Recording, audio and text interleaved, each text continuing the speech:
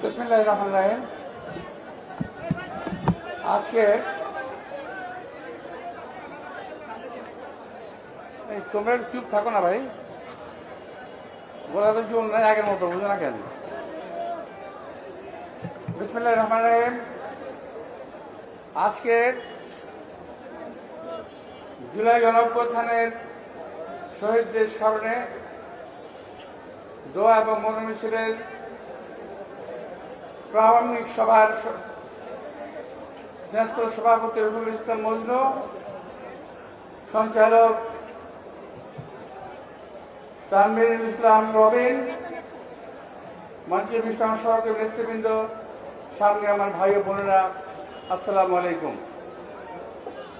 আর প্রথমেই জুলাই বিপ্লবের আমার যে সকল ভাইয়েরা শাহাদাত বরণ করেছেন, আমি তাদেরকে গভীর শ্রদ্ধার সঙ্গে স্মরণ করছি। আমি দোয়া করছি পরম করুণাময় আল্লাহ তাআলা যেন তাদেরকে বেহেশত নসিব করেন। প্রিয় ভাইয়েরা, আমি আরো স্মরণ করছি এই জুলাই গণঅভ্যুত্থানে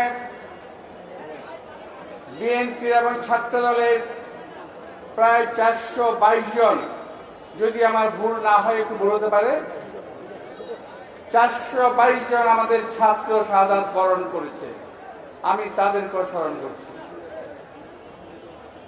প্রিয় ভাইয়েরা, আমি গভীর সম্মানের সঙ্গে স্মরণ করছি আমাদের নেতা শহীদ রাষ্ট্রপতি জিয়াউর রহমান, দেশনেত্রী বেগম খালেদা জিয়ার সন্তান আমাদের নেতা তারেক রহমান, যিনি জুলাই গণঅভ্যুত্থানে সুদূর লন্ডন থেকে নেতৃত্ব দিয়েছেন এবং আজকে যারা কর্মকর্তা রয়েছেন তাদের সঙ্গে কথা বলেছেন, উৎসাহ দিয়েছেন, আমাদেরকে ইনস্ট্রাকশন দিয়েছেন কখন কোথায় কি করতে হবে। ভাইরা, আজকে যারা তারা শহীদ হয়েছে, মাঝে মাঝে আমার খুব আফসোস হয়, আমার খুব কষ্ট হয়। আমিও আন্দোলন এক পর্যায়ে মাঠে ছিলাম, গুলির মুখেই ছিলাম, এই মঞ্চেই ছিলাম, তারপরে আরেকটা মঞ্চে ছিলাম কোন এক ওই সময়, সম্ভবত 20 তারিখ হতে পারে জুলাইয়ের, কর্ণফুলির সামনে ছিলাম, এই দিনেই, আজকের দিনেই সম্ভবত। সেই দিন যেভাবে গোলাবর্ষণ করা হয়েছিল, যেভাবে গুলিবর্ষণ করা হয়েছিল, আল্লাহর অশেষ রহমত আমাদের অনেক নেতৃবৃন্দ সহ আমিও বেঁচে যাই। নইলে আজকে বেঁচে থেকে মনে হলো ওই দিনে আমার বেঁচে থাকার বোধহয় সার্থক হয়েছে।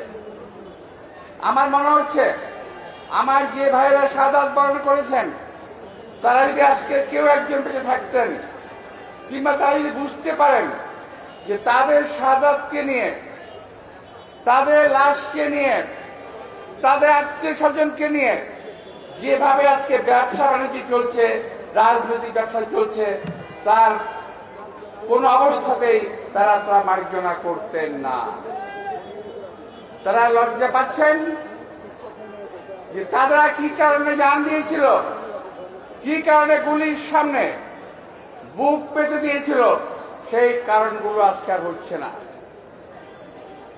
এবং পরিষ্কার দেখা যাচ্ছে যে ওই ঘটনাগুলোকে নিয়ে বিশেষ কয়েকটি দল রাজনীতি করছে এবং তাদের বিক্রি করে রাজনৈতিকভাবে প্রতিষ্ঠা পাওয়ার চেষ্টা করছে।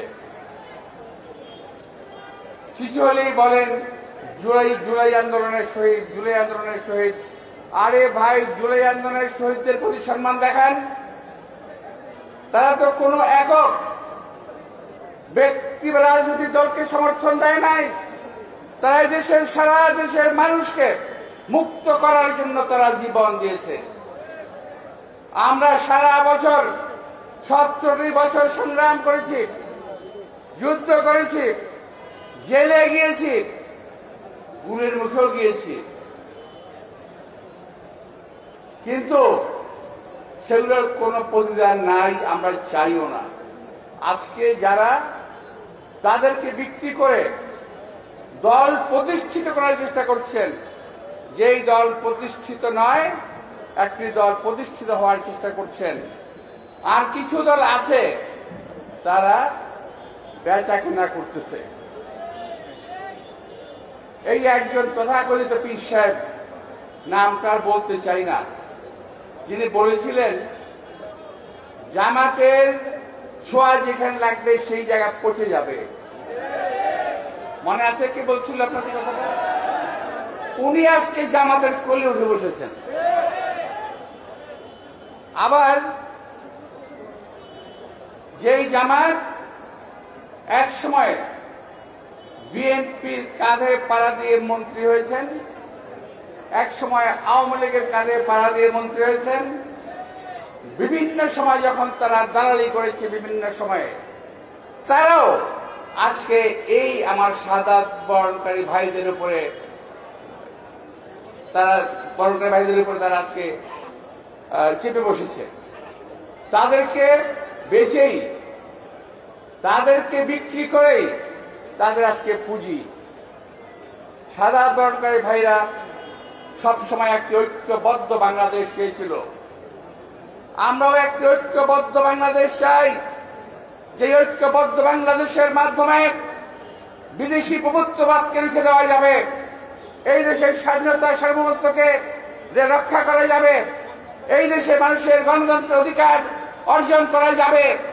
কিন্তু সেই দিকে না গিয়ে আমার ভাইয়েরা ভিন্ন পথে হাঁটা ধরেছেন।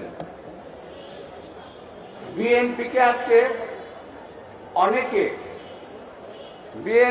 আজকে অনেকে আওয়ামী লীগের কাতারে ঠেলে দেওয়ার চেষ্টা করছেন।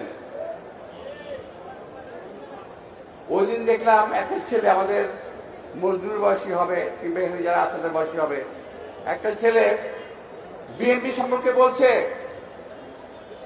গিনেস বুকে নাকি লেখা থাকবে একটি দল কিভাবে সারা বাংলাদেশ থেকে নিশ্চিহ্ন হয়ে যায়, অর্থাৎ তারা নাকি আমাদেরকে বাংলাদেশ থেকে নিশ্চিহ্ন করে দেবে, এমন ঔদ্ধত্য প্রকাশ করে বক্তব্য রেখেছে।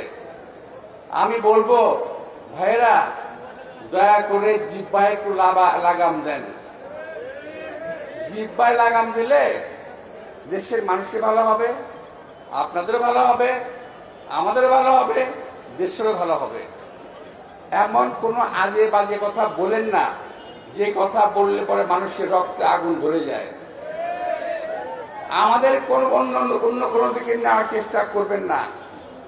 আপনারা পাড়া দিয়ে বিএনপির সঙ্গে ঝগড়া চালিয়ে চালানোর চেষ্টা করছেন। বিএনপি ঝগড়া করবে না, বিএনপি ঝগড়া করার দল নয়। বিএনপি একটি গণতন্ত্রকামী দল। বিএনপি গণতন্ত্রের জন্য লড়াই করে মানুষের সঙ্গে নিয়ে, সেখানে যদি আপনারা পার্কে পড়ে যান তখন আমাদের কিছু করার থাকবে না।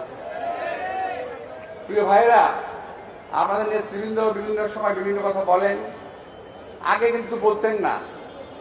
এই কিছুদিন যাবে 5ই আগস্টের পরেই বলতেছেন লম্বা লম্বা কথা। আমি জানি না কোথায় তারা শক্তি পেল, সাহস পেল।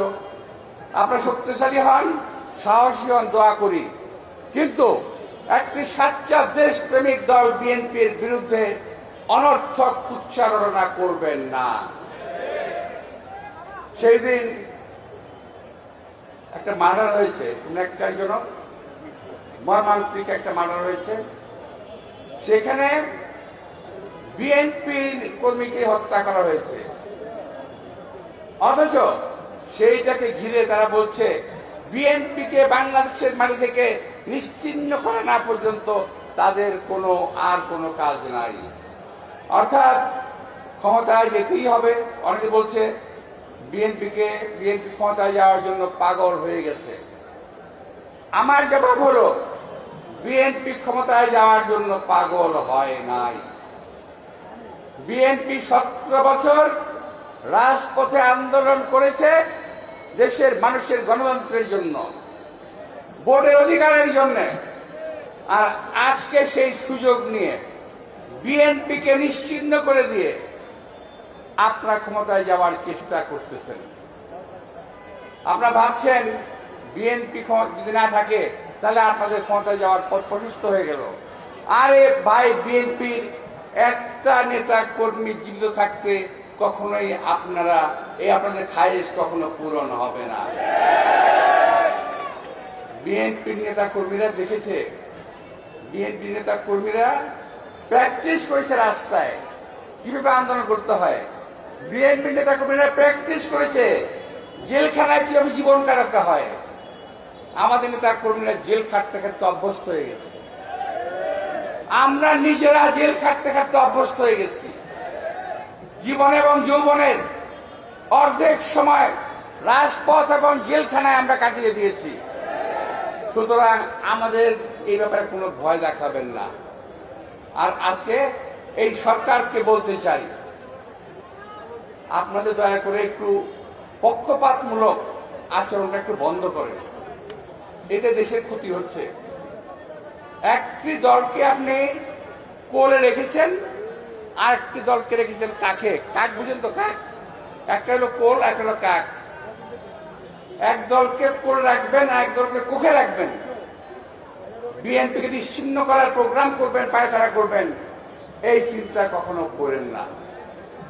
আপনারা দল এসেছেন, আমরা স্বাগত জানিয়েছি, আমরা সহযোগিতা করার চেষ্টা করছি, আপনাদেরকে সহযোগিতা দিচ্ছি। আপনারা খুব তাড়াতাড়ি একটি নির্বাচন দেন, দিলে কিন্তু যেটা হবে, দেশে যে আজকে অশান্ত পরিস্থিতি, এই অশান্ত পরিস্থিতি ঠান্ডা হয়ে যাবে। আর না দিলে আমরা ভাববো দেশকে অশান্ত করার প্রক্রিয়া আপনারাই করছেন দীর্ঘদিন ক্ষমতা থাকার জন্য।